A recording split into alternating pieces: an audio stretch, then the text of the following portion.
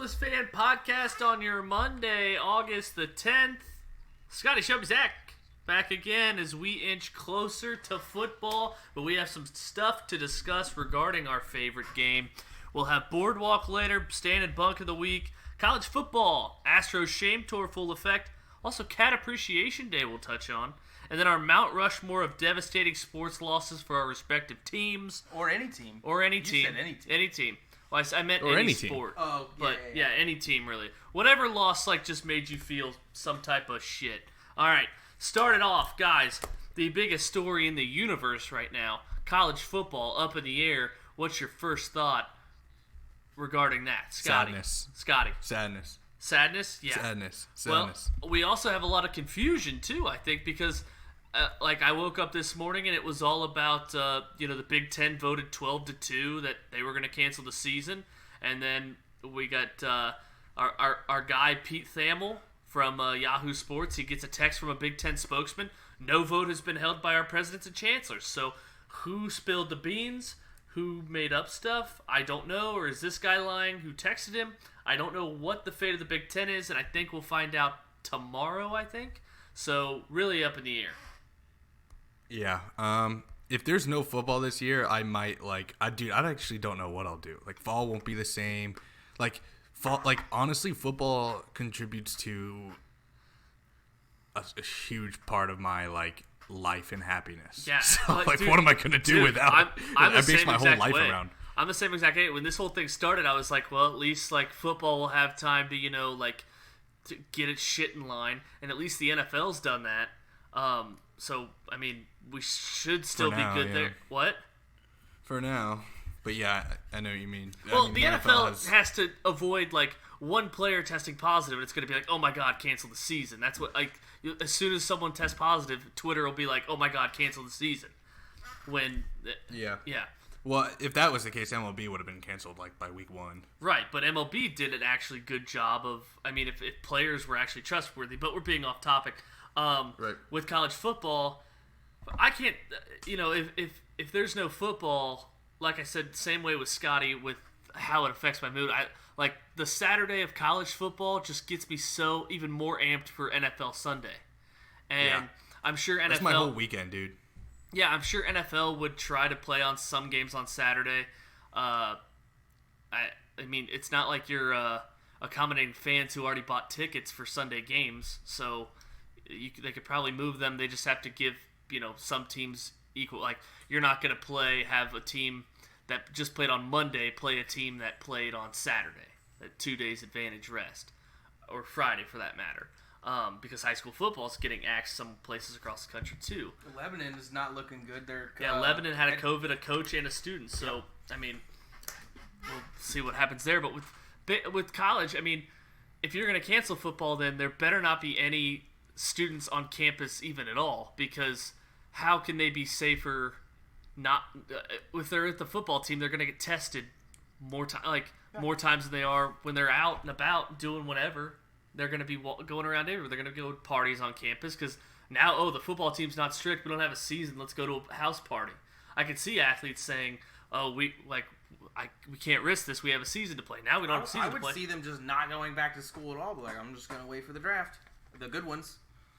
Yeah, absolutely. They don't have another choice if the football season's canceled. Right. They don't have a chance to raise their stock. Joe Burrow said today that if this happened last year, he might be looking for a job right now, selling insurance or whatever he majored in, finance, in college. I don't think you'd have to if him oh yeah, that's true because he didn't pop off until No, this he year was He's happened, projected so to be a 6th-round pick. Sixth-round pick or so. So he might be a training camp arm, but that's Right. it. That's it. Not a multimillionaire Heisman Trophy winner, national champion. So yeah, I think if and the thing is all the coaches and players coming out and athletic directors, and the whole thing's not about risk or about safety. It's about risk, and the universities are trying to avoid lawsuits from people's families if their players test positive for COVID because yeah, it's true. if it was about safety, then the whole school would not have any students on campus. Yeah, it's imagine Liability. That's the word I was looking for. Sorry. Yeah, imagine a player getting coronavirus and having some kind of lasting effect, and he only had it because the school had football, and then he like passed it on to someone who may have died in his family, and then there's just a whole big fucking run around with that. Well, right, but he could get that coronavirus at practice where he's getting tested twice a week, right? Or he's out on his own. He's probably not going to get tested at all because it's up to his own fruition to go get tested. Exactly. So I'm saying it's also up to his own fruition to play and take the risk of catching it. Exactly. I mean, what does a waiver not solve here? Yeah, that's a good point. And I think resources on campus are always going to be much more prestigious than anything that they're going to have in their own communities, much to what Trevor Lawrence was tweeting about, yesterday in his whole like campaign. But I mean, we'll probably get more on that later. Yeah, I think the only problem that you have that the universities have if they put out like a waiver for the players to sign, like you can't sue us if you catch it, is the optics of that, right? Because a lot of the universities are primarily worried about the optics. Right. So if they put out like, here you go, sign this, you can play, but you can't sue us if you catch COVID. Then everyone comes back and they're like, I don't know, like they're making us sign this thing and they aren't paying us and all that kind of stuff. And then they just kind of use that as a reason to steer the conversation back to getting paid. Mm-hmm. Yeah, I just don't know it, and I knew that from the beginning. Where with colleges it's so much easier because you're not gonna ask a 20-year-old college football player if a girl says or if a girl says there's a party, let's go to it, or a frat has a big party or something. I mean, you can't ask these guys to quarantine even more once they get on campus, but they're going to live in close quarters anyway if they're on campus going to school. So, I mean, if there's no football, you have to basically say every university out there has to be virtual only because, I mean, that's a breeding ground for coronavirus if there's thousands of people just walking around campus willy-nilly. So, I mean, it's tough. I mean, I wouldn't want to be the person making the decisions, but it seems like, there's 60 football players, but there's lecture halls with more people than that in it, and they sit closer. So, They're good points that you're bringing up. They're all good. I can't find a flaw with a single one. Thank you. But, I mean, we'll see what the fate holds. I mean, by the time you'll probably listen to this, it'll probably be decided, so it's kind of weird. Future you listening to this right now, how does it feel if there's no college congratulations. football? Yeah. We made it through, or we're all dead. Well, it'll lead to my stand of the week, actually, because usually during football in the fall, college football have a big moment.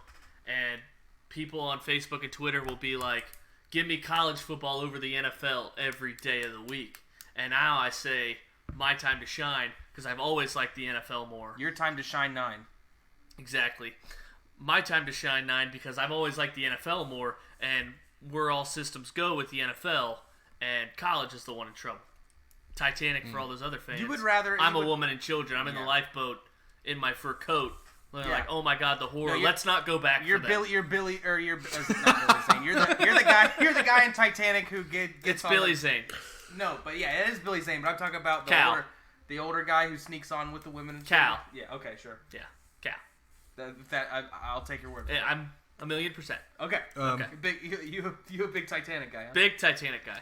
No, my stand of the week is kind of the opposite. I actually have Trevor Lawrence as my stand of the week. Namely because the dude doesn't have to play, and he could pretty much just solidify himself as a number 1 pick, and yet he's like fighting for. Can't go up anymore. Oh God, he'd be the perfect person to get hurt. The way the world works in 2020, he tears something bad. That would suck. That would really suck. And he would still probably be a top 10 pick because it would probably be early enough to where he like rehab and his potential and his it's just ACL whatever. But I'm taking him as a stand just because I think because he took a stand. Yes.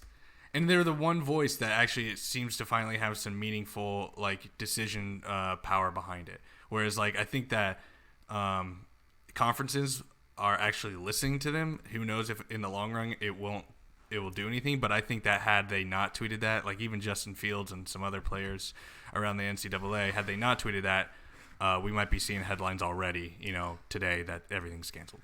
Yeah, and that's like the worst part of it too, is because like athletic directors and coaches and Ryan Day came out and said that he was he wants to play, and they might explore other opportunities to play if the Big Ten cancels. Anything to drop 100 on me.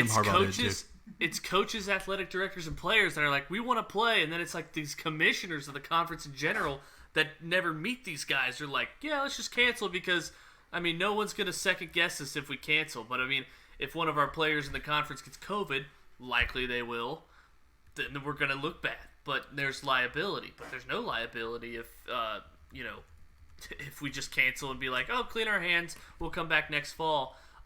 It's like they don't care if these kids get COVID. They just care if they could get sued. If they get COVID because they're playing football. Right.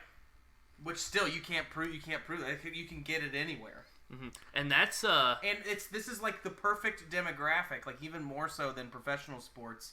Like these kids are even younger than pro athletes. Right. So that's like if you would pick a demographic to get COVID, it would be this demographic, young, healthy athletes. Yeah. And it was actually Harbaugh, the one given the strongly worded letter that they want to play. Yep. So take that, Zach. Take that, Simp. Zach, from all of our. Why am I a simp?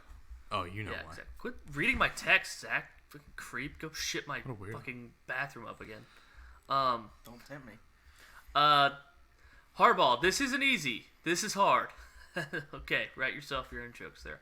The Michigan football program has had 11 positive tests out of 893, including 3 upon initial return to campus. We had 2 positive tests out of the last 417 administrators. We had 0 positive tests out of the last 353. There have been 0 positive tests among the coaches or staff over the entire 8 weeks of testing. There have been no contract tracing to our fields, weight rooms, locker room, or facility. 0 pauses in our training. This isn't easy. This is hard. So it's a different Nice. problem because the football team's largely alone on campus right now. So a wrinkle could be thrown when thousands of other kids join. But I'm glad there's some pushback on this, and it's not just like a set in stone deal. Because when Dan Patrick said it on his show this morning, I was like, fuck. Yeah, it's like I'm glad it's like the coaches and the athletic directors are like, we want to like they're saying, because if it's just the players, there's like the NCAA as a whole has shown they don't give a fuck about the players. How is I think but if like it was coaches and that's like the people that are actually getting paid and it seems like their word carries a little bit more weight than players. Scotty, Zach, how is spring football going to work for any of these conferences that are planning that? Because if any of the players in that conference are NFL ready or even remotely going to be a draft pick, they're not going to play. And then even worse, you just have the returnees. It can't, man. Not even worse. It can't. You can't. If they play in the spring, say they get done in May or June, then they don't have an off season because then they go right into preseason for the fall of 2021. So that it's all about safety. I mean, but the NFL and college held back how long-term damage of concussions for how many years and players still played, and now they're going to go 2 seasons in the span of like 10 months from April to December. And especially like what's going to change between now and then? Nothing. Like they're just gonna. It's just gonna. Like, are you gonna flatten the curve? Yeah. If anything, it's gonna get worse because you have cold flu season, right? Which we don't know how the coronavirus operates in the winter time because we didn't really start popping off until March. Early spring. So you don't know how it operates in the dead of winter. But I'm gonna tell you right now, having the cold or a flu, and then also getting coronavirus, it's not gonna help. So it can only get worse. It can't get better unless there's a vaccine. I just think that if you cancel it now, you might as well just go off until the next season. Honestly. Yeah, go up until next fall. Yeah, and hope that there's fans and everything. Because like it wasn't a month ago we were talking about Ohio State's having 20% fans. And just last week they came out with a schedule. Yeah. And moved up the Michigan game. Yeah. So what changed in that week? And I think that, so when they canceled the NCAA tournament, March Madness, that was like, everyone kind of understood, like, okay, makes so much sense, there's a lot of unknown, but there's like, since then, at least there's been like procedures put in place, and things put in place to where things can be monitored and like controlled at a better substance. And testing's a million times more, there's a million more tests now. And I just feel like, that's why I feel that good about the pushback happening from the players and coaches because it was kind of a laid down done deal for the for the March Madness, whereas this has at least a little bit of hope that it still happens. Yeah, that's a good point too. And can you I just can't see. And I've said this so many times. Corona, this can't happen. This can't happen. This can't happen. And it does. But back in March, it was like one NBA player test positive, and it was like, okay, done. Right. Rudy Gobert, obviously. Right. With college, imagine if they tried to cancel SEC football in the South. These towns wouldn't recover. I still don't think they will because they don't have the fans and the tailgate money and all that and the concessions and the tickets and blah, blah, blah. But I don't think they'll ever cancel SEC football in the South. That's all they know. In Alabama, they don't have an NFL team. They don't even have a baseball team. They don't have an NBA team. Right. They have Tuscaloosa. They have Nick Saban. So, And Auburn. Right, they have college football. Right. And, No, you said Tuscaloosa. This is Auburn's not in Tuscaloosa. And it'd be really interesting if Big Ten cancels and these Big Ten teams, because they have a commissioner who cancels Big Ten football, but these players go elsewhere. I don't know what the rules are. Can Ohio? The NFL needs a G League. If Notre It's Dame college can football. just join the AC, if Notre Dame can just join the ACC just for fun, if Big Ten cancels, why can't Ohio State and Michigan join the SEC for fun? And it's just like, Can you join a conference like Notre Dame did for I just guess this that's- year. I guess that's true. But they were independent, right? I mean, there must be something that beholdens You a team think, to but it. this has never happened. It's true. If Big Ten just cancels, okay, we're not going to play a part of the Big Ten. We're going to be the SEC this year. Yeah. If Ohio State signs off on it, what can a Big Ten commissioner do? He's the commissioner of a conference that's not playing. Yes, that's true. If the SEC commissioner I would love to says, see okay, Ohio State play in the SEC. oh, imagine the That'd be SEC add all of the Big Ten teams. I'm kind of talking myself into Right. this. Yeah, I would Ohio love State, that. a regular season Ohio State that plays like Michigan and Auburn and Alabama. Oh, Florida, Tennessee. and then meanwhile you have Rutgers that has to play the Big Ten and the SEC. They're like 40-point dogs in every game. Yep. But then like week 11 they play like Iowa and they lose 6-3 and it's like, oh, a moral victory. All right. Stand of the week, Zach. My stand of the week is you. Oh. And I'll tell you why. Remember when you called me earlier and you were like, hey, I'm at Kroger. You want any snacks? Yeah. You woke me up from my nap. Oh. And I thought I hit snooze, or not snooze, snooze on my alarm. And I hadn't. I just turned it off. Oh. So it would have been like, if you hadn't called me, it would have been like 7:30. We're like, where the fuck is Zach? Yeah. And it would like. Well, I would have called you before. Yeah, that. you would have called. Well, Yeah. you would have called me at some point, and I'd be like, well, worst case scenario, I just run into my office and record. But I wanted to come down here. So yeah, you're my stand of the week for that call. At one, asking if I wanted any snacks, and two, waking me up. Okay, bunk of the week. Thank you, Zach. My bunk of the week seems selfish now that we're talking about all these different scenarios, and it's Scotty. You pointed it out in the chat the other day. Is that training camp's going on, and it just doesn't seem like the NFL's a month away. Last year at this time, the Reds were good. They were like closing in on maybe the playoffs, and I was like, perfect. This will get me right to football. But it was still, I was like in the back of my mind, I'm like, oh my god, the Bengals should have had a preseason game last Wednesday. Dude, Hard Knocks starts tomorrow. What? Did Yes. you not know that? I did not know that. I said that earlier. Hard We were Knocks talking is about Hard tomorrow. Knocks. I thought you were just saying that for like, oh, down the I road did. there's Oh. Hard Knocks. But yeah, that's a good point because now like, let's go. Let's go. Yeah, that's another stand that That's should definitely a have been. stand. Chargers Rams. Yep. I can't wait to hate Justin Herbert more, and I I don't even can't hate wait. him that much. It's like I just don't really like Well, him. I need to don't hate him. like his I need to face. hate him because he can't be the starter come week 1. That's true. I Tyrod can't- Taylor. There's no preseason for Tyrod Taylor to get hurt in. yeah. I I can't like where wait. your head's at. Wait, if Tyrod Taylor starts, then it's a push, right? Oh, Correct. this age-old that's question. All I have to, that's all I have to hope for is Tyrod Taylor is the starter. Oh, and I don't have to pay God. Scotty any money. This is like the Declaration of Independence. When I can't it wait comes to see. I'm gonna steal a declaration. I can't wait to see the Rams just suck. The Rams, dude. Rams over bet or under bet is the biggest, easiest bet in history, dude. Biggest bet, That easiest Giants one's bet. pretty easy. I'm gonna lay more on the Giants under. But what? Yeah, that's a good point. I I guess I'm Jaguars still. too, man. I guess I'm still like, how does that lose? How does Jaguars doesn't. having the worst record lose? It doesn't. If that loses, I don't have any hope.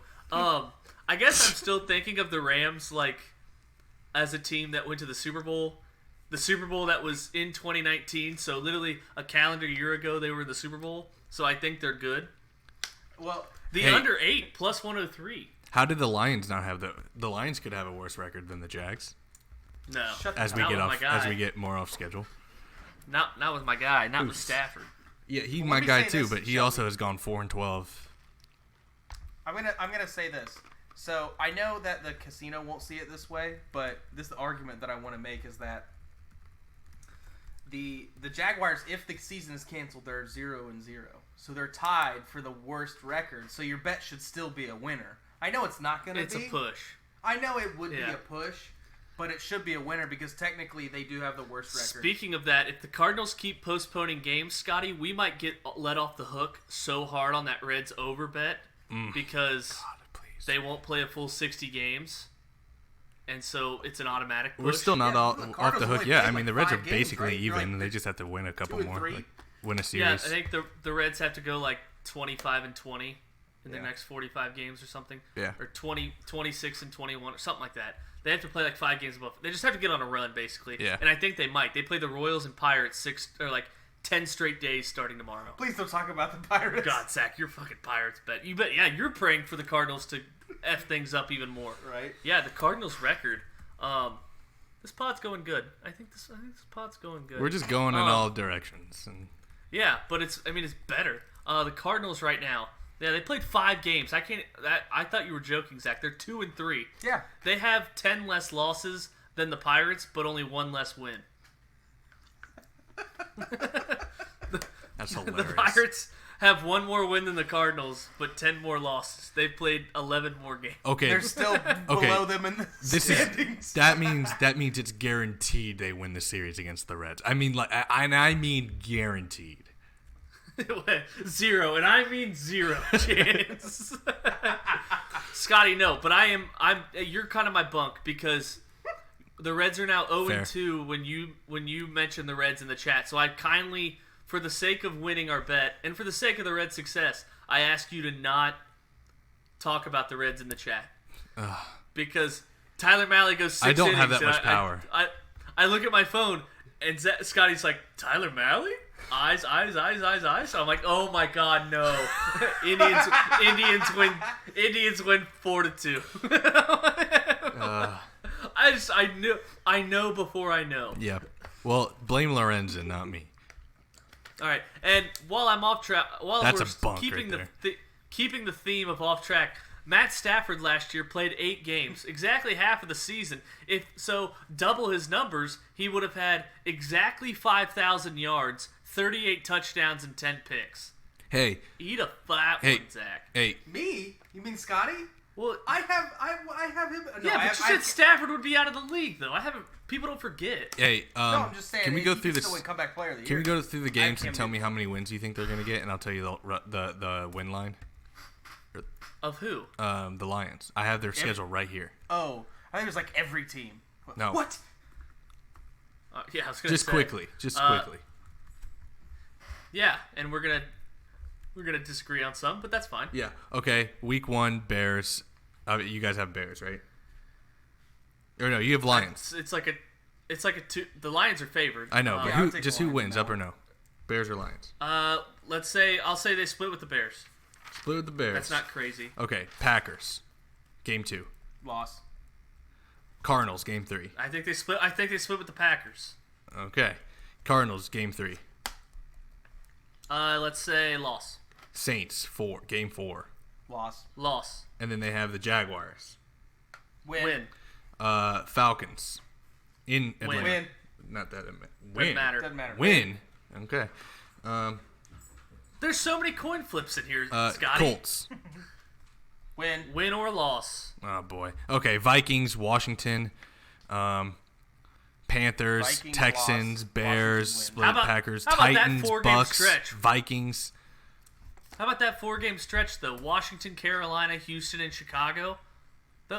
you don't know. Those are Carolina beat Houston last year in Houston with Kyle Allen. Yeah. We don't know. Yeah, but but then again, look at the last 4 games: Packers, Titans, Bucks, Vikings. To start off the year, they got the Packers, Cardinals, Saints. So Vikings week 17, where the Vikings aren't going to be as good this year. They've lost virtually everyone. The guy they traded for signed from the Ravens, opted out. Yeah.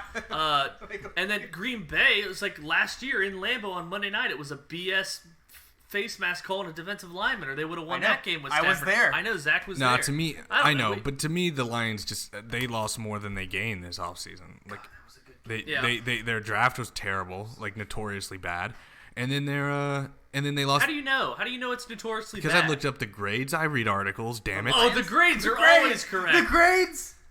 They didn't go after any Darius of their Leonard, the worst team pick needs. in the draft. Grades. Scotty, That's not do you what want they to? said, did they? They said that.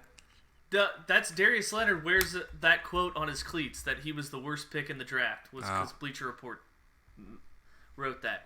Scotty, it sounds like we have a crossfire between us. Okay, I say under 7 wins for the Lions. Well, the line is 6.5. I have 7. Where? Is it still currently? Scotty I have it on wins the. bet book. Well, listen, Scotty. We can. Well, just, the over 7 is minus 130, so 6.5 makes sense for it. Well, I mean, if we just open ourselves up to push, if we make it 7. So if you want to do 6.5, I'll do it, and I'll give you plus 118, which is what it is. Perfect. And I'll take over 6.5, and I'll take a terrible number, minus 143. And Perfect. so I'm taking the whatever. Okay, so is 20 okay? Yes. All right, 20. That would win me 14, and I think it'd win you like 21. When's their bye week? I don't know. Their bye week is 20. Scotty, that would win you 24. Okay. Perfect. Their bye week is week 5. Before the Jaguars game. And my handicap is that if Stafford stays healthy, they can win. Yeah, come see us. What would that be? Week 12 when they're 7-5. Well, we'll see. I think. I think the generous. I've already talked about how bad the Packers I think will be, and that the Vikings will be bad and the Bears will be bad. I think we've talked ourselves into anyone can win that NFC. How is the Vikings going to be bad? The Green Bay thinks they're like one piece away because they just went to the NFC Championship. No receivers. Well, who had a bad draft then? If the Packers drafted in their first round a quarterback that's not even but the Lions aren't coming off a NFC Championship berth. Running back when they have the Lions needed to have a good draft and they didn't. How do you know? Because Isaiah I know. Simmons it won't. Isaiah Simmons is not on the Lions. Well, who'd they drafted there for the Ohio State corner? He won't be any good. Was it Okuda? Jeffrey was Okuda. Okuda. Yeah. I don't know. And Yeah, didn't they I mean draft that's a running good back pick. from Georgia. Yes. It's the guy that's just Slay, but younger and cheaper. Well, we won't know if they have a good draft or not until like 2 years from now. Right. But I mean, even if they had a good draft, they won't contribute. They didn't pick guys that are instant contributors because, I mean, most of these like the first time they took a wide receiver was in the 5th round. They took a running back. Kenny Galladay and Marvin Jones. Yeah, they have an underrated offense, I think. Okay, but they already have a starting running back, offensive line Kerryon is not Johnson, ideal, and they drafted DeAndre Swift for whatever reason. That makes no sense. That's just Now you've got a great. Scotty, look, you can't have too many running backs. The Ravens have 5 of them, and they were the most successful team in the NFL in the regular season last year. So just taking another running back is just only going to help. By if you look at the league and how the league is today, the more good running backs that you have, the better your team does most of the time. No, I just think it's unfair to say that right away because of some draft grades that the Lions had a bad draft. I mean, you still have Stafford. They had the 26th best defense out of 32 teams last year, and then they got rid of their best corner and replaced him with a question mark. Okay, so 26th best defense is. You think their schedule's worse or better than last year? Do you think worse? You think a cornerback is going to add or take away a win from the win-loss column?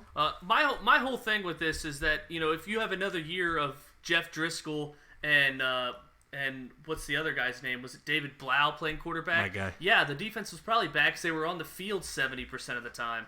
So I think if Stafford Except for Thanksgiving, I think Blau played out of his mind. Yeah, I think for a quarter. I think if Stafford plays, I like 6.5, which is why it's favored to win.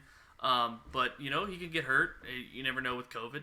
I mean, it's a toss-up. That's why we made the bet. Division, but I don't see the Lions being very good. Yeah, I think when the Lions are 2 games lower, they're predicted to win 6.5. The Packers, who were 1 piece away apparently from, even though they were overrated as hell last year, they were 5 wide receivers away. 8. So the Packers are 8.5. The Lions are 6.5. So you have a 2-game difference between a team that went to the NFC Championship game and a team that picked in the top 5 last year. And you have Minnesota, who lost all those pieces in free agency, and they have one of the best home fields in the NFL that's completely moot this year. Who'd they even lose in free agency? Fans. They lost like 2 corners to the Bengals. And their wide fucking receiver. And Stephon Diggs. And the guy, their stud free agent that they signed opted out, right, from the Ravens? Yep, Michael Pierce. Yeah, defensive line. line. Yeah, but to your point. And Xavier Rhodes is gone. To your point, you can't say, well, they drafted a corner in the first round. But that doesn't matter, right? Because the Lions did exactly. too, Well, so. I'm just using your point against you. Well, you're using your point against yourself. What? Well, that's fine if the Vikings drafted that corner who's obviously not as good as Okuda because he went 20 picks later. But the same pieces. So if you're just following trends, I mean, it's just like the same pieces got shipped out and then replaced in both teams. And if both teams are the same, then the Lions would stay the same, and then the Vikings would stay the same. Which the Vikings are still a playoff team in the divisional round last year. I think the Vikings lost a lot more in free agency than the Lions because they had a lot better players last year because they went to the playoffs and won a playoff game. No, I see. They had more desirable free agents. I see the Lions as they're already on the down. I think what's coach's name? Patricia. I think Patricia's gone this year. Matt Patricia, I think he it's make or break year for him, and if he goes even 7-9, I think he's out. 6-10, he's the Vikings. The Vikings 7-9 wins me my bet. Well, I know, but the Vikings are. Well, that's why it's a bet because they could go either war. Is what I'm saying at the same time. But right. Like the Vikings just extended Mike Zimmer, and I think Patricia. Like when a coach doesn't make the playoffs for like 2 or 3 years, then usually that's a sign that they're probably going to get one more year, but it's not going to work out very well. I've seen it with other teams, and I think the Lions are going to make another example of that this year. Yeah, well, I mean, if his starting quarterback plays 16 games, that's why I said I like the bet if Stafford plays 16 games. If not, I'm screwed. But, I just think there's a reason that those 4 teams in the same division are separated, Vegas says, by 2 games, 6.5 to 8.5. Minnesota, Green Bay, both 8.5. Chicago at 7.5, and Detroit not far behind at 6.5. I think there'd be a small number to place on Detroit to win the NFC North. A small number, but I mean, if Vegas says they're only a 2-game difference, injuries could sway one way. Detroit could be the healthiest team in the NFL next year, or they could be the least healthy. Usually teams with the lowest amount of win spread. Before the year, it's typically don't ever win. The last in the divisions don't ever usually win 7 or more games. Tell that to San Francisco. That's all I'm saying. Go 4-12 to the Super Bowl. Well, I'm not saying like the year before. Yeah, I'm saying like the year that they're projected. Never mind. Yeah. Right. Yeah. Well, there's been a team that's gone from worst in the division to the playoffs, and I think each of the last 9 NFL seasons or something like crazy like that. But yeah. If you want to throw a flyer on it, Detroit to win the division, 20 to win 110. How the fuck did we move on? That's all right. I didn't need my. Yeah, we also have bunks. It doesn't. How the fuck did we get so far off topic? Zach Bunk. I don't know, but I don't know how you got us so far. It's a good discussion. I don't mind it. Let's do one of these a week or something of like analyzing a team. Well, great debate. Yeah, that's a great. We could bring back great debate, and Zach can decide. We just pick I think it needs to be around NFL betting. The master debaters. I think it needs to be around NFL betting, and we just hash it out, what we think, what we like. I like that. Bunk of the week, Zach. My bunk is Little Caesars. Because they caused me to destroy your restaurant. All right, so Zach got a bunk of the week and stand of the week within about an hour. I know. Of each well, other. I had ones earlier. Oh, okay. I had a different bunk earlier. I heard that. What was it, Zach? Well, no, it was Scotty not laying that Nets betting time yeah. before it moved from 13.5 to 10.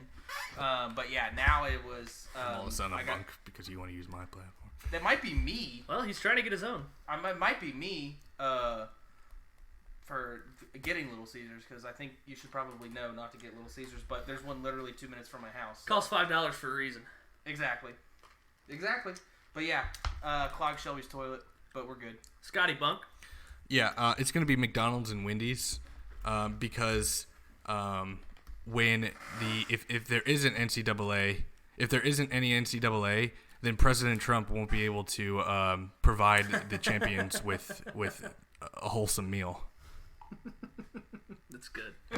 The best thing I saw from that is, you guys remember when Todd Gurley, we weren't really that deep into, when Todd Gurley slid against the Packers when he could have scored a touchdown, his touchdown would have hit the over and let the Rams cover against the Packers, but instead he slid at the 2-yard line to end the game.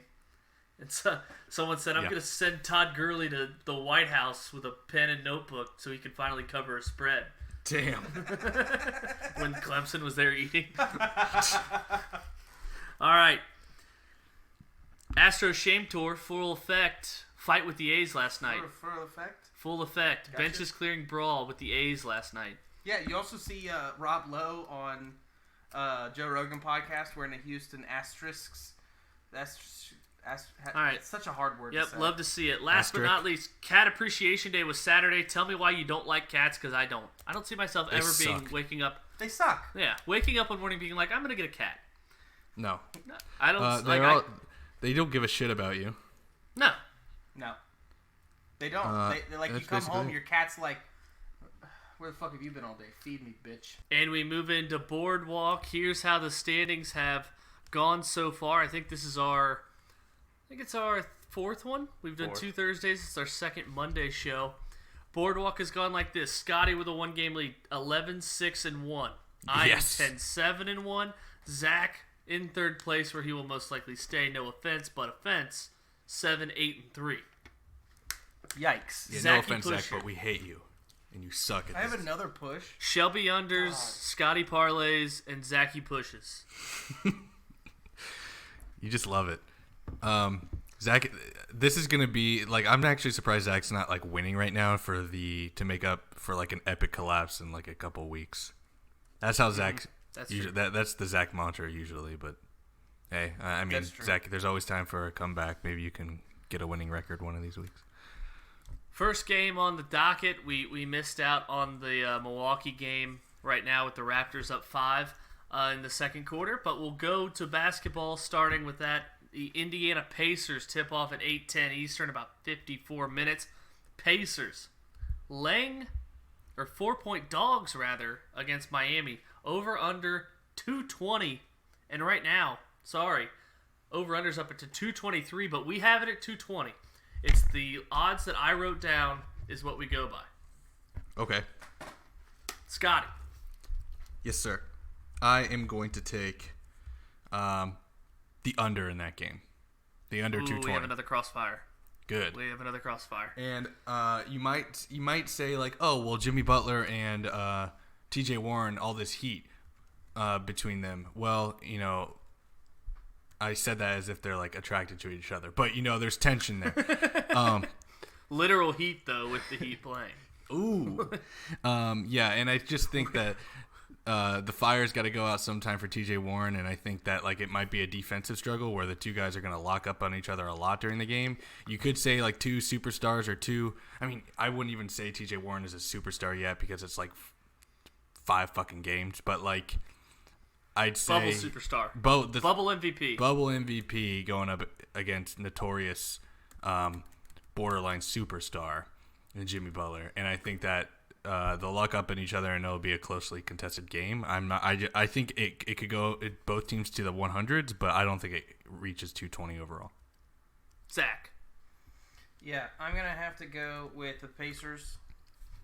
I think that they're gonna the Pacers +4. Mm-hmm. I kind of want to money line them, but I'm just gonna go with the +4. I think that they're on fire. I think T.J. Warren is gonna I think there's a lot being talked about. Jimmy Butler coming back. When's the last time Jimmy Butler played a game of basketball competitively? I think he's a great player, but coming off I don't think he's going to make that big of a difference. I think has he not played in the bubble yet? No, he has not. No, he has not. First game back. Yep. Which is why I think that the under for his 19 whatever points was a good play as well. But yeah, I think that the Pacers are on a roll. They're too much for the heat of Miami. And we talked about that one of the props I liked for this game was Jimmy Butler over 19.5 points, basically because he had a big statement about Warren, saying how he was trash, he was overrated, not in his league, yada, yada, yada. So, obviously, and he put on Instagram, he circled this game on his calendar. So, big-time motivation for sure. And for right now, Jimmy Butler back, 19.5 points is his total. I didn't see Warren's, but we crossfire with Scotty here. We have I have the over 220, which has moved up 3 points. I think a lot of 3-point attempts in these last two teams' 9 meetings. The over 7-2, the last 6 times 6-0. The Pacers underdogs. Obviously, Jimmy Butler back. I'm kind of with my props, banking that he has a good game. I believe Goran Dragic. Is that his name? Dragic, Goran, yep. yeah. I believe he's back. I thought he missed a few games. So he's back too. And it might open up shots for your boy, Zach, with Tyler Hero. With now the offense focusing on the Heat's Duncan 2 Robinson. top scorers returning. Yeah, he was Tyler Hero. Flames in their last game. So I'm taking over the 220. Next game, Scotty's Nuggets. 5-point dogs to the number 1 seeded Lakers with an over-under of 221. Zach. Yeah, I'm going the under 221. I think that in that game, both teams, I don't think there's a ton, especially not on the Lakers part. It's going to be a one-sided affair where I think that the Nuggets just get like a 119 to like 108 kind of win, where the Lakers aren't really. That would be the over. Greatness. Oh, it would.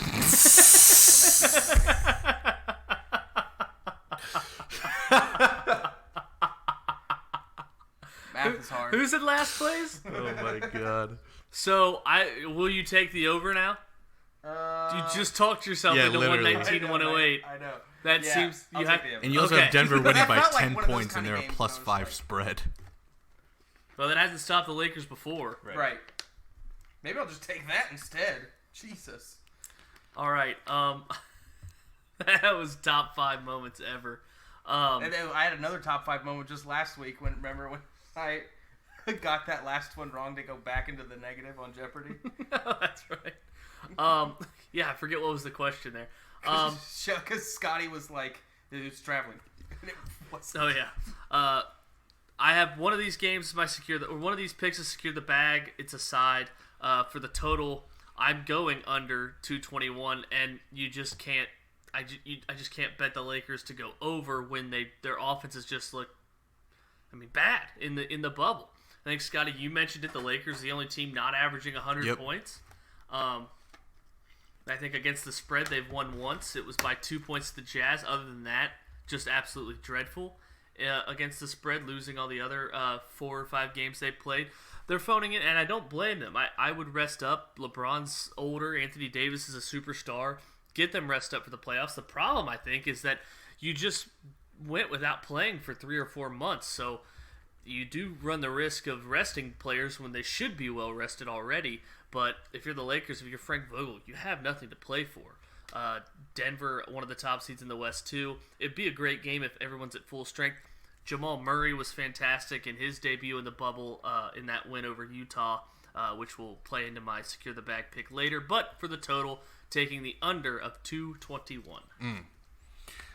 Yeah, and as much as I want to pick Denver plus 5 because, them my boys, they just came off a double OT thriller game of the year kind of game. And, that's why I think the under is a great pick here. But I'm actually going to do something I don't usually do because I hate going against my team. But I'm actually going to take the Lakers minus 5 here. Yeah, I was gonna wonder if you ever were gonna bet in this show against the Lakers or against the Nuggets. Well, here it is, and it's because I think that this game kind of means a little bit more to the Lakers. I think they want to make a statement against a good team like Denver, who's moving up in the rankings, and they also, I believe, by beating Denver, keep the Clippers in the 2 spot, and they want them to play the Mavericks, who could very well make that a really good series with Doncic and Porzingis. So I think that the Lakers have something to play for here. They want to make a statement. I think Anthony Davis has a good game. I think LeBron has a good game. I have a side bet that is part of my bonus, but we'll get to that later. But give me Lakers -5. All right. Baseball starting now. Washington Nationals against the New York Mets. Over under 8.5. Remember, take the 2 top, closely contested in terms of run line or money lines in baseball. We have 2 baseball games, Nationals and Mets. Over under at 8.5. And I'll start with this one and take Washington on the road at Citi Field. Both teams, the Nationals, off to a slow start again. 4-7, the defending World Series champs, but they turned to Patrick Corbin. He was a big part of their success last year, and Corbin just faced this Mets team. And that could sometimes, a team, they see a person twice, they have more success. But the Mets, I feel like, just no bullpen at all. And then their top starter, Marcus Stroman, just opted out for the 2020 season. He was on IL with an arm issue. So the Mets' morale has to be down. Even though they're 7-9, they're not a team that can sustain that bullpen with the offense they have. And like I mentioned with Corbin, struck out 8 against the Mets last week and got the win. I think he has another good outing here today, and the Nationals moved to 5-7. Zach? I hate. It feels like such a simp move, but by virtue of you going before me, I have to tail you. I take the Nationals. What do you got? A run line, Money line. Hey. What the heck? I don't like betting baseball. You just forced me into it. I'm new to this, so be nice, you turd. No, but seriously, the Mets, they seem bad. They don't seem very good. And Well, you only hear about them when they're bad. that's true. I was surprised when I saw they were 7-9. Yeah, you don't hear about those 7 wins that they had earlier this No, year. You only hear about the 9 losses. You hear about Cespedes and how they can't find him, and now they just lost their best pitcher, besides Jacob deGrom. Right. Yeah. So I'll take Moneyline Nationals. It's the safe bet, especially when I don't really know much about the 2 teams, let alone the entire sport. Well, we have an entire consensus. I'm also going Washington. They're the World Series champs. I think that they're preventing a fucking sweep here. Give me Washington. I am 0 for a million on baseball, so if I lose, I'm bringing you fuckers down with me anyway. So give me Washington. All right, next game, last baseball game, Minnesota-Milwaukee. Money line's very similar, just a 5-cent difference. Minnesota at 107, Milwaukee at $1.12. Over/under is at 8.5. Scotty. Yeah, I am gonna stick with Milwaukee unders. They fucked me up last time. The last time we bet on a Milwaukee podcast, I forget, who did they play last time? Kansas. No, I don't know. I don't know. White Sox. I just remember hitting that under for the Milwaukee. That's Pirates right, game. White Sox. Yeah, I'm going under 8.5. Ask me why. I have no fucking idea. But big All right, ballpark. I'll tell you why under 8.5 is good, because there's 2 starting pitchers tonight with ERAs under 1. There you go.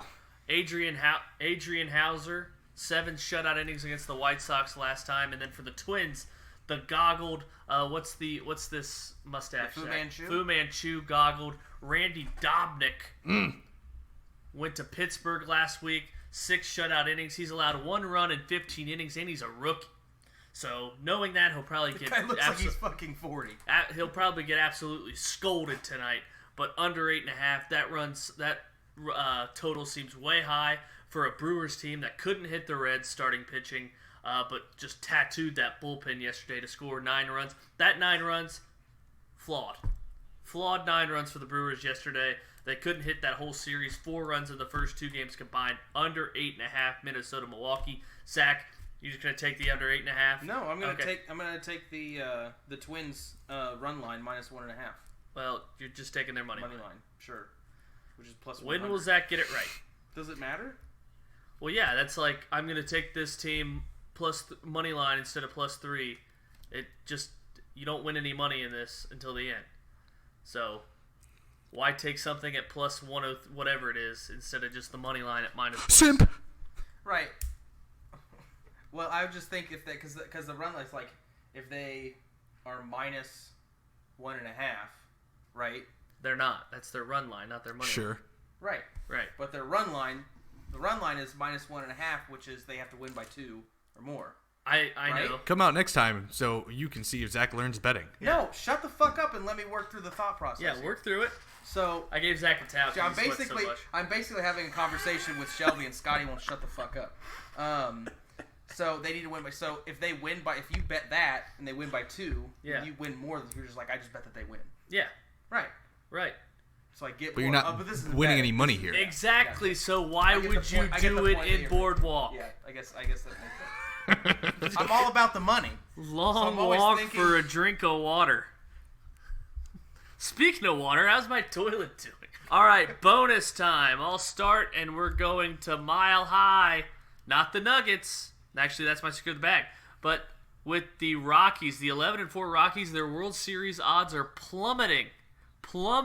Because they're so good this year. 11-4. They're coming off a loss to the woeful Seattle Mariners. And John Gray, who has the second best winning percentage at Coors Field in franchise history, takes them out against Robbie Ray from the Diamondbacks, a left-hander who can't get anyone out this year. ERA, nearly 10.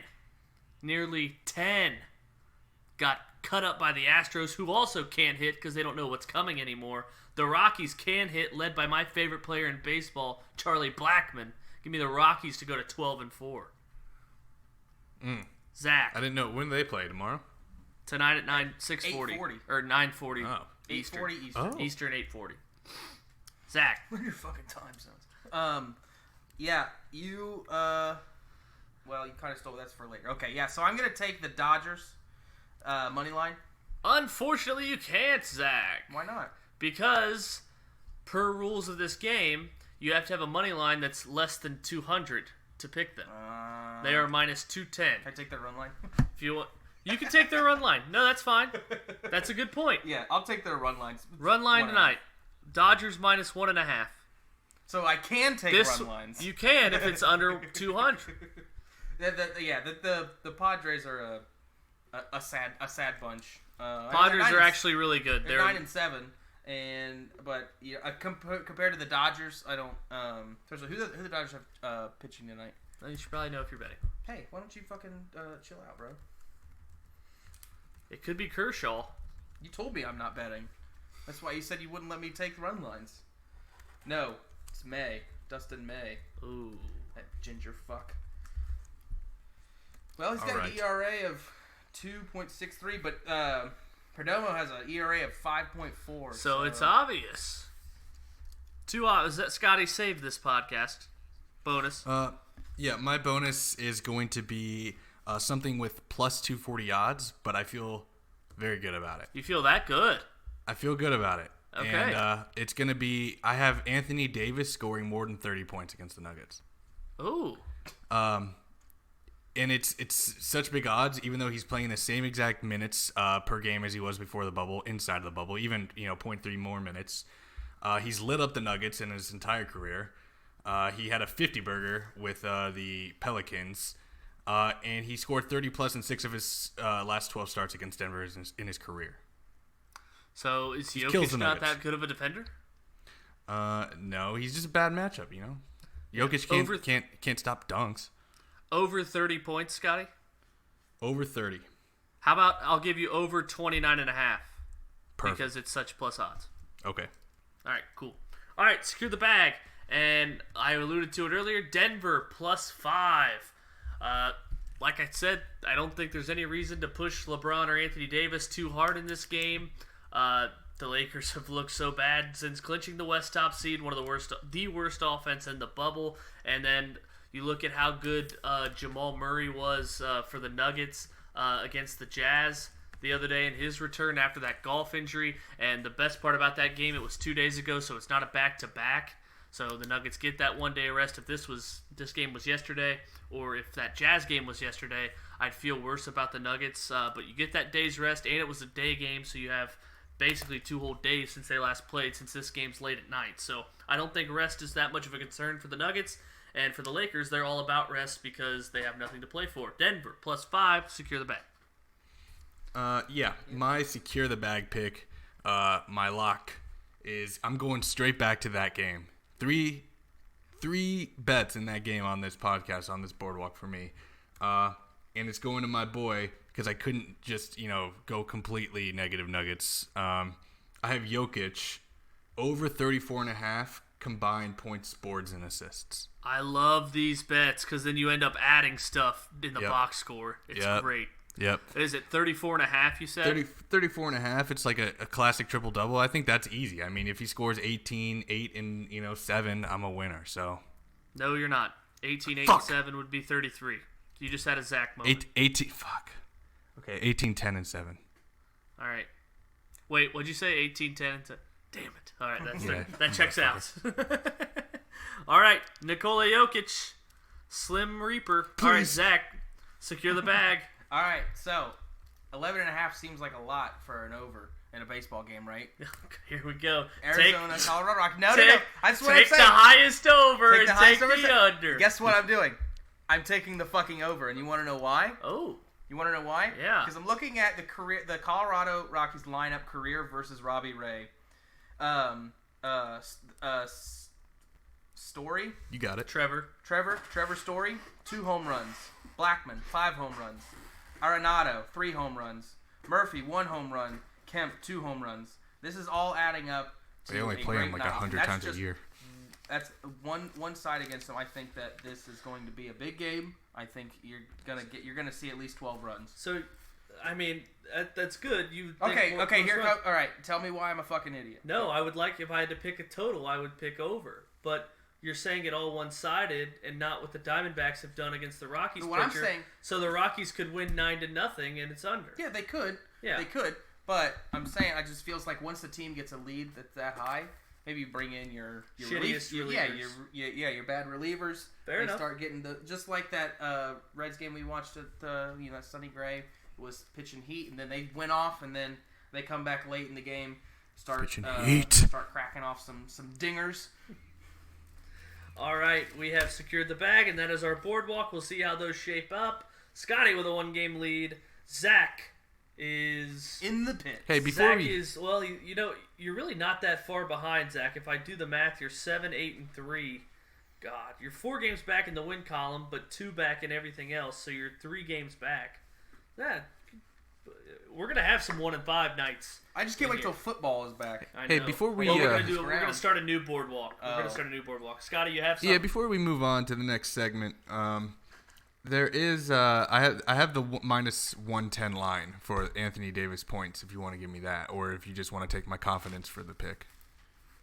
No, let's take his confidence for the pick. No, you can take -110. It's down to 20. So the -110 is 25.5. All right, that's fine. I mean, like you said, if you do something plus 240, you don't get something extra for winning it. Exactly. I don't. So why not? All right. I'm making smart investments here. All right, Mount Rushmore of devastating sports losses, ones that just broke your heart, and it's going me, Scotty, Zach. Final segment. And mine's an easy one. 2015 wild card game. Steelers-Bengals. Jeremy Hill fumbled the bag under the 2-minute warning. Vontaze perfect interception. I thought that's the feeling I'll never probably get again my whole lifetime. Vontaze perfect grabbing that interception, thinking like, oh my God, this is actually happening and I'm not dreaming, only to be shattered 1 play later. All right, let's not talk about it. Scotty. 2012 Broncos Ravens playoffs, easy one. Especially because the Broncos Like 4 weeks earlier, gave the Ravens that fucking work in sure Baltimore. And then Jacoby Jones with a miracle. Gotta win when it counts. I hate Zach so much. I know. 2 picks, Zach. I'm gonna go 2008 AFC Championship game, Ravens Steelers, absolute heartbreaker. I was at a winter camp with my church at the time, and I was with my church group. following. Yeah, I know, right? What a nerd. Why I was were you following making on the radio. It's actually really fun. Lake Seneca. Google it. But yeah, that was tough. 8th grade me really took that one in the shorts. And then the next one's gonna be. Then you really gave it to your shorts in the next couple of years. Expanding. Never look back. And then the next one's gonna be, what was it, 2014 divisional round against the 2 14-point leads given up to the Patriots. Oh, tough. Yep. Julian Edelman throwing a pass. Yeah, he was quarterback in college. Kent State. All right, Scotty, second pick. Good. I'm stealing yours. Reds 2012. Oh, you bastard! Up 2 games to nothing. You don't even against, like the Reds. Up 2 games to nothing against the Giants, and Brandon Phillips stole home, which was idiotic in extra innings. Called out. Giants win. Then they win the next 2, and the grand slam is something I'll never fucking forget. And what was that? Wasn't that the elimination game in San Francisco? Nope. Real fan would know it. The Reds won the first 2 in San Francisco and then lost 3 in Cincinnati. Right. Well, any hoozles. All right. That's a good one. And you definitely did steal mine. The Buster Posey Grand Slam in Cincinnati. Buster Posey, just deflated that one. I will go with actually a non-playoff game. 2007 Bengals Steelers Week 17. Or it's actually 2006, excuse me. And it was because the Bengals were 8-5 at one point. They needed a win just to win one of their last 3 games to make the playoffs. They lost to Peyton Manning in Indianapolis on Monday Night Football. No shame in that. Next week they went to Denver and lost by a point on Christmas Eve 2006 on a botched extra point with like 10 seconds to go or something. And then against Pittsburgh, Shane Graham missed a 35-yard field goal to win the game. It went to overtime, and Big Ben to Santonio Holmes on a slant, second play of overtime to end the Bengals season. Also, Bill Cowher's final game as head coach kept the Bengals out of the playoffs, and it sucked. Yep. Yeah. So, Didn't feel good. no, it didn't. Third one for me, 2013 Reds-Pirates wild card game in Pittsburgh. Electric atmosphere for the Pirates at PNC Park. Yep, the Cueto chants did not help. Johnny Cueto dropped the ball literally on the mound, and the whole crowd went nuts. A couple pitches later, Russell Martin hit a home run off him, and the world was just ending at that point because you knew they weren't going to win. It's tough. Scotty. I'm gonna go Nuggets Blazers Game 7 last year. Yeah. That one sucked. I was gonna do one Nuggets one, and it was an in between this one and the Melo series against Kobe in 2009. But that game, that series only went to 6. It was a Western Conference Finals, but still, I mean, we were 1 game away, up 3-2 in the series, and to drop the last one kind of sucked in Denver. So, CJ McCollum. Did you drop the last 2 in Denver? Bitch. No, we dropped. We dropped Game 6. Game 6 in Portland, Game 7 in Denver. Gotcha. It's tough. All right, Tough. Zach, 2 picks. I got drunk as a skunk that night. Yeah, I'm going to Yeah, go you with the Dayton Flyers Elite 8 loss to the Florida Gators. That one Sure. stunk. It really stunk. Was that 2014? Yes, sir. Yeah. Riding high off of monumental wins over the likes of Syracuse and Stanford. Who they play first round? I don't even remember. So long ago. I was but a child. Real heartbroken. 6 years ago. Yeah, Yeah, real devastating guy. Yep. All right, your last And pick. my last pick's going to be Game 6 last year of the Eastern Conference Finals. Starting off 2-0 against the Toronto Raptors. and then The shot. dropping 4 straight. In the Eastern Conference Finals last year? Yeah. Yeah. You know, I mean, I put that one at the end of my list because It was 4 games in a row and not one. well, that plus I'm not as passionate about the Bucks as I am about my other sports teams. Yeah, of but course. I figured I would throw in that one. I would make that one my last. No one. Pirates choices, huh? Yeah. Every Every game all this but, season. all but 3, except the one where the under still hit against the Brewers, then they lost. Scotty, last pick. Yeah, I'm gonna go with a banger from 2007, Week 12, Broncos versus Bears. The Broncos had it up 34-20 in Sauerbrunn, even though he was told not to by his coach. The punter for the Broncos, Todd Sauerbrunn, kicked to Devin Hester twice, and the rest was fucking history. And he fucking capped us.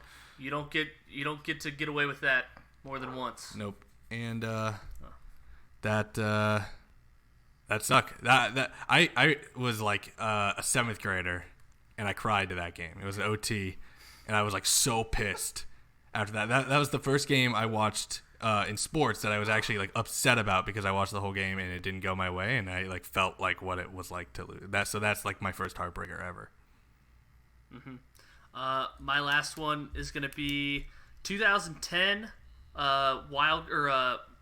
NLDS Phillies Reds. Roy Halladay, RIP, tosses a no-hitter against the Reds, and that just kind of set the tone of the whole series because the Phillies had awesome pitching with Roy Halladay and Cliff Lee and Cole Hamels. So that series was over before it started. I think the Reds scored. Really want to know how many runs the Reds. They never led in the entire series. They lost 3 games to nothing. They scored a total of 4 runs. They were shut out twice, including the very first game against the Phillies. Roy Halladay, complete game. Or no hitter. Yeah. Any honorable mentions? Yeah. Honorable mentions. 2005 wild card game. Carson Palmer gets hurt. 2014, the Browns beat the Bengals 24-3 on Thursday Night Football, and everyone talked about how bad Andy Dalton was. And Kawhi Leonard shot to beat the 76ers. Yeah. My Sixers. Yeah, your Sixers, buddy. Yeah. I have to go with the Billy Cundiff missed kick in the. Yeah, I'm surprised that wasn't on your list. Yeah. Because the next year we went to win the Super Bowl, we got rid of him and then drafted the best kicker in the league and went on to win a Super Bowl. You drafted Brandon McManus? Thank you. Not the best kicker. No. Brian, you mean Brian? Brandon. Is it Brandon? It's supposed to be a joke. It's McMahon-puss? It's Brand. Oh, nice one. Got him. And then is it Tyler Boyd over the middle? Yeah. New Year's Eve. Cowboy Boyd. Ruined my New Year's Eve. Yeah. And then the Antonio Brown extending Christmas, across the on Christmas extending across the goal They line. lost because you didn't get me a jersey that day. I did. You just couldn't find it. Yeah, well, Hitler's bunker. Is that our No, show? wait, I got some honorable mentions, thank you. No, he's got no. Oh, honorable mentions. My bad. Yeah, sorry. Go ahead, buddy. First of all, Shelby, I'm surprised you left Broncos Steelers playoffs 2011 because you're such a fucking diehard Steelers fan. I'm sure that would probably hurt a lot. I was cheering so hard for the Broncos that day. Yeah, right. Probably not. You probably had I the was fucking so Steelers happy. spread. All right, bro. No, but thank you for rooting for my team. Yeah. I have one more. It's Broncos 08 because the Broncos were 8-5 and they needed to win one more fucking game to secure a playoff spot. And as a fan, I had never seen them in the playoffs because I was a fan a year after they went in 05, and they needed to win 1 out of 3. They lost them all, including the game, basically one game playoff against the Chargers. In week 17, the Chargers were like 4-8 that season, came back and fucking won the division and beat the Broncos on The Chargers have a pulse. The Chargers have a pulse here, and they beat the Broncos week 17, 52-21, and it was great. It was the worst fucking thing ever. You guys remember when the Orioles lost? Sure. 30 to 3 or something like that to Pittsburgh. Oh, the Orioles? No, I don't remember that. No. All right. That's our show? That's our show. Okay.